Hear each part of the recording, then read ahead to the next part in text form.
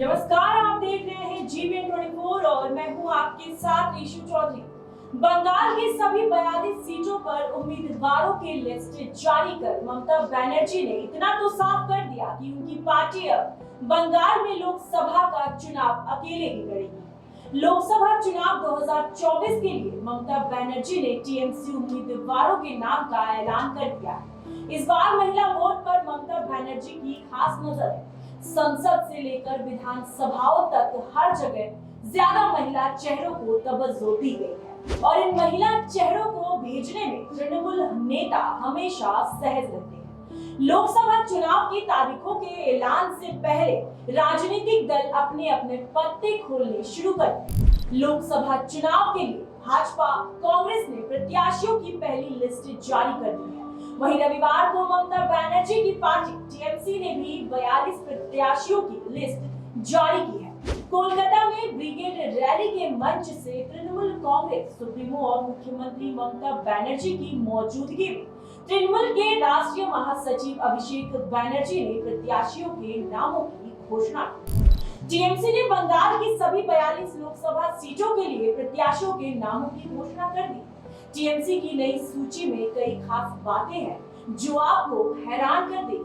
Baharampur seat, जहां से कांग्रेस के फायर ब्रिगेड नेता अधीर रंजन चौधरी सांसद हैं, उनके खिलाफ दीदी ने क्रिकेटर यूसुफ पठान को उतारा है। इतना ही नहीं, दीदी ने अपने भतीजे अभिषेक बनर्जी को भी चुनावी मैदान में उतार कर ये संदेश दे दिया है कि पार्टी का कमान आने वाले समय में अभिषेक संभाल सकते हैं। तो आइए जानते हैं टीएमसी की लिस्ट में क्या है वो खास बात जो आपको हैरान कर दे।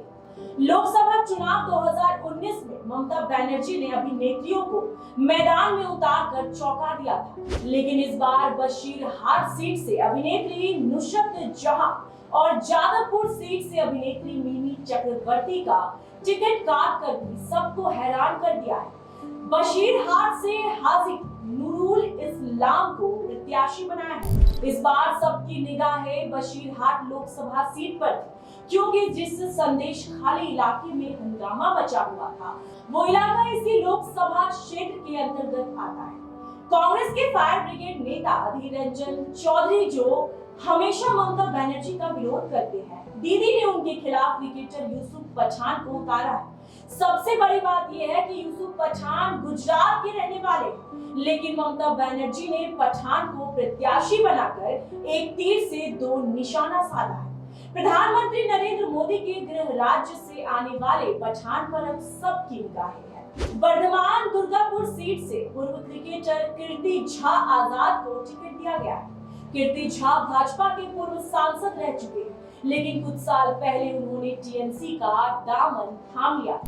पूर्व क्रिकेटर आजाद के पिता बिहार के मुख्यमंत्री भी रह चुके हैं। दुर्गापुर संसदीय सीट में बिहार के वोटर्स की संख्या अच्छी खासी तादाद में है, इसलिए ममता के इस दाव से भाजपा की परेशानी बढ़ने वाली है।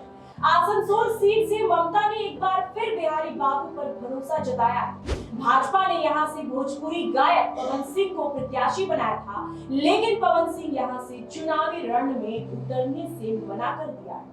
2019 के लोकसभा चुनाव में भाजपा के टिकट पर बैरकपुर सीट से चुनाव जीतने के बाद तृणमूल में शामिल होने वाले अर्जुन सिंह का टिकट कट चुका है। बैरकपुर से अर्जुन सिंह की जगह राज्य सरकार में मंत्री पार्थ भौमिक को ममता बनर्जी ने प्रत्याशी बनाया। डायमंड हार्बर संसदीय सीट से ममता बनर्जी ने अपने भतीजे अभिषेक बनर्जी को रण में उतारा है। अगर अभिषेक बनर्जी यहां से चुनाव जीतने में सफल होते हैं तो आने वाले समय में टीएमसी की कमान संभाल सकते हैं। विष्णुपुर की लोकसभा सीट से टीएमसी ने सुजाता मंडल खान को प्रत्याशी बनाया है, जो कि भाजपा सांसद सौमित्र खान की पत्नी है। बीजेपी ने यहां से सौमित्र खान की मैदान में उतारा है, इसलिए सीट पर पति पत्नी में दिलचस्प मुकाबला देखने को मिल सकता है। मालदा उत्तर सीट पर पूर्व आईपीएस प्रसून बनर्जी पर दीदी ने दांव खेला है। प्रसून बनर्जी हाल ही में बीआरएस लिया है।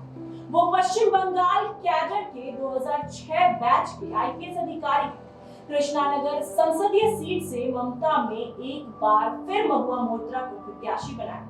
बता दें कि महुआ मोइत्रा की सांसदीय छीन गई।